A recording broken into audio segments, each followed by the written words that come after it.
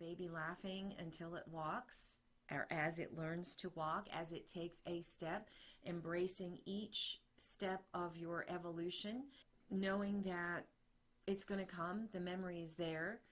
I remember that I can walk, and you know, that's just saying that in whatever it is you're trying to do. I laugh as I remember each step in this walk. Hello, welcome back as we continue taking a look at universal truths, symbolism, psychological profiling of the Sabian degrees of the zodiac. They are a deep dive into each piece of the zodiac. There are 360 degrees on the wheel. We're taking a look at 2 each day. Today we're on Sagittarius and Gemini 4. Without further ado, I want to say thank you for being here. We're going to start with Sagittarius 4, and here we go. The symbols for Sagittarius: a little child learning to walk with the encouragement of parents, a great teacher lecturing in an empty classroom, a young prince undressed to bathe in a pool, a city constructed to reflect and emanate universal harmony, a baby held upright is laughing as it takes its first step. The stone for Sagittarius is Gaspeite. The spelling will be in the description. It is a vision stone, a powerful healing stone. It is affiliated with the heart and solar plexus chakras. It aids in weight loss. It helps you release emotional attachments, helps you experience the spiritual in the everyday world. It aids in releasing clutter, enhances clairvoyance, and attracts success. So we're coming off of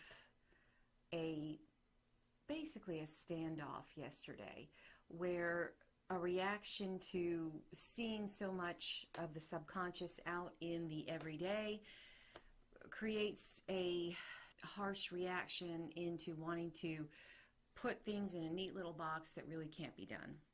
So here is a little bit of the way through. This is where we talk about how to get through that.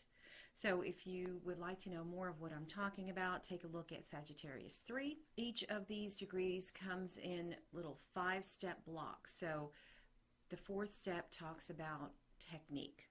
This one is seeing yourself as a small child with the help of parents seeing you through whatever it is you're working with.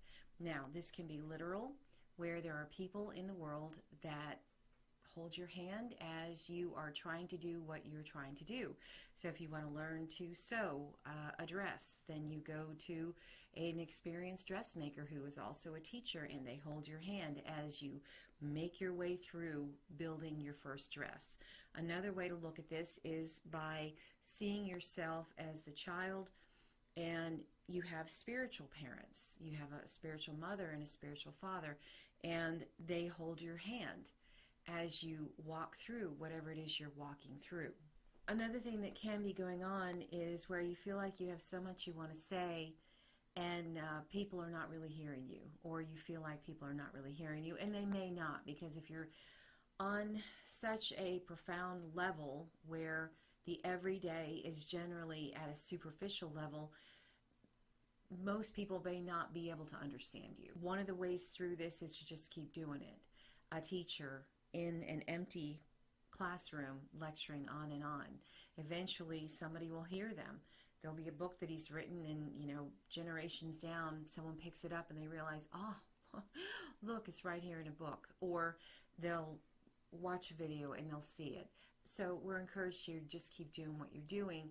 It doesn't matter if there's negativity to what you're doing, and don't try to force your opinions and your knowledge on someone who's just not ready to accept it, because you're just going to frustrate yourself.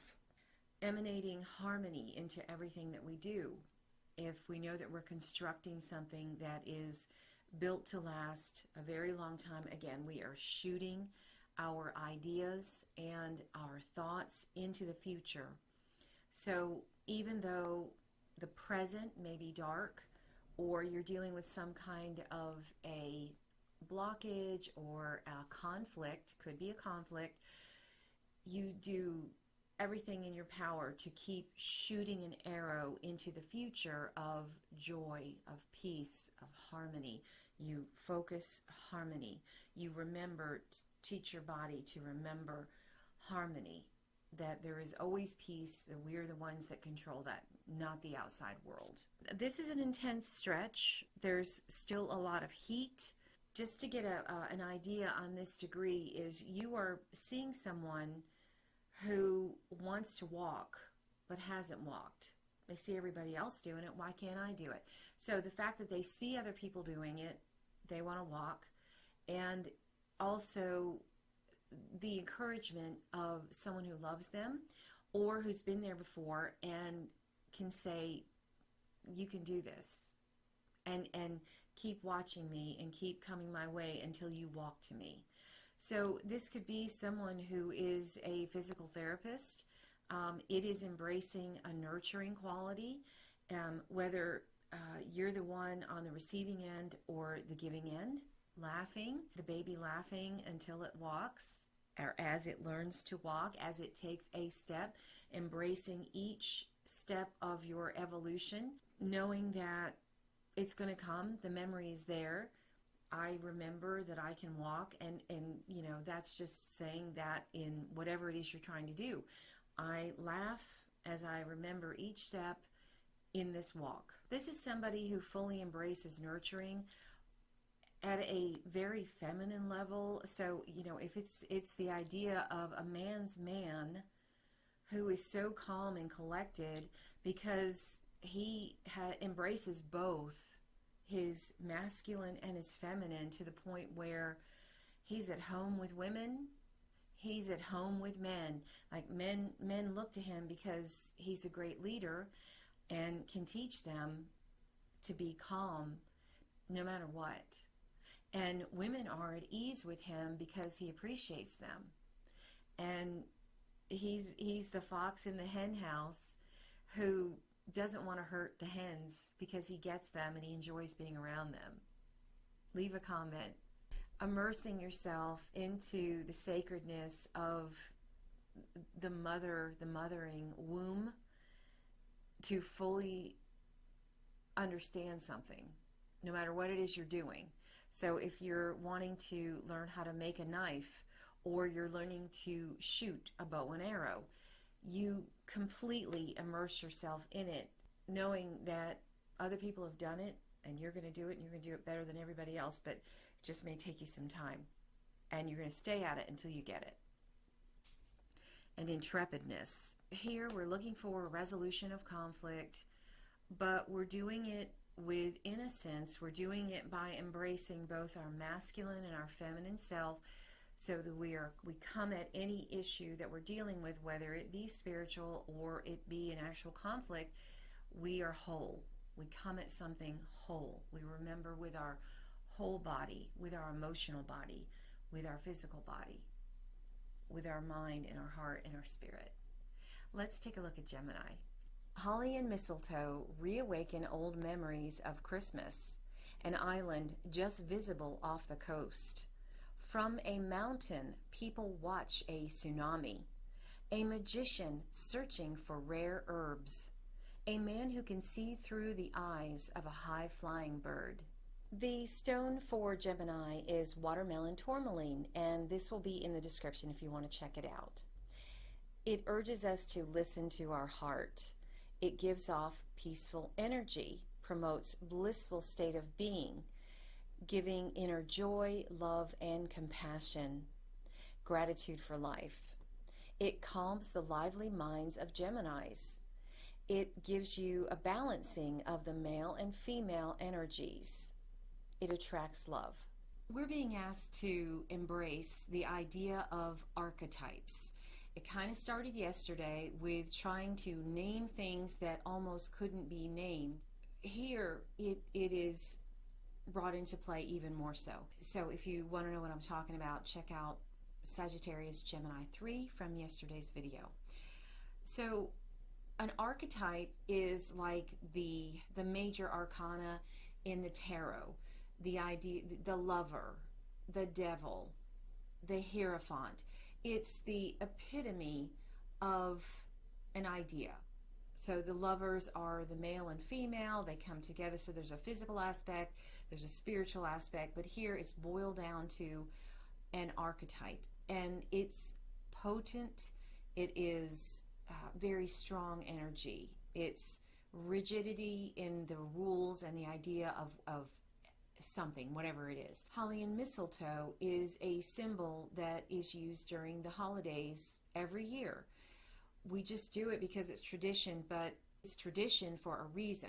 So like the Druids, they honored holly because it stayed evergreen even in the whole way through the winter season into the spring. It was always green. So there was always abundance, always life. And that's one reason that the holly is sacred. The mistletoe brought peace and friendship. It's red, it's the flame of peace and friendship. And we feel it when we look at it in the holiday season, and you know, yeah, it feels like Christmas, but why does it feel like Christmas? So it is a thing, whether it be a plant or a tarot card or a chess piece on a board, that evokes memory. So we're trying to remember at a deep level. Archetypes, whether it be like a king, a person, or a piece on a board game, it evokes a memory, a deep psychic awareness here. This person can see like a bird from way up in the sky. They have a vision that is long range. This is someone who could like be a sniper, okay, somebody with that kind of sight, with that kind of accuracy and the ability of focus. So an ability to see things far off. You can sense things coming to you, whether it be a new lover or an enemy approaching, or you know, any kind of problem. You can read things from long range. So the talk about the mountain, you seeing the tsunami, but you're far off, and so you know when to take the high road and get out of Dodge. You also know when something is coming. It's like, oh, okay, you can read things. Again, strategy is at play here, where you put yourself in a perfect vantage point to take advantage of it, to get the most benefit of it. Therefore, lucky. And by silencing the mind through meditation, through, you know, not constant bombarding yourself with info, you can expand your view, because the expanded view that's trying to come to you is from within, the mother, father, spirit from within guiding you. We're wanting to get to the truth of things, and so we're trying to return to source, but in doing so, we're having to break through. You know, the closer you get to God, the bigger the obstacles can feel, the bigger the shadows. It's still just a shadow, but we are deeply entrenched in them. And so partly the way through here is, with both degrees, is to embrace trying to remember what it was like when you were a child and you didn't have so much fed to you intellectually that you didn't listen to your heart. So it's learning to listen to your heart, it's learning to quiet your mind, and to embrace that source is within each of us. And the only way we find it is to, unfortunately, sometimes there's going to be conflicts because you've put up walls out of protection that it, you know, to get along and to be a part of a unit, you fragmented yourself off and shut things down within yourself in an attempt to be a part of a unit. Ultimately, to get back to source, we've got to pull it all back together, and in order to do that, there is some conflict. So we're still fighting here. Explosive situations. Trying to get back to source it's heady stuff. Because the mind and the ego has a firm grip on what it thinks is needed to keep us safe. It's been deeply reinforced through society, through family, through religion, you know, all of those things. And to get back to the true essence of who we are, we need to embrace a reawakening our memory to the bone, to the marrow, to the DNA level. So that could be possibly a meditation, is, I remember who I am. I remember all that I am. I embrace all that I am. I would love to hear your take on these. I am putting these videos out so that I can understand them more. And I would love to learn your take on these if you have one. If you've had any dreams about these specifically, would love to hear them. Thank you for liking, commenting, and subscribing. And until next time, take care.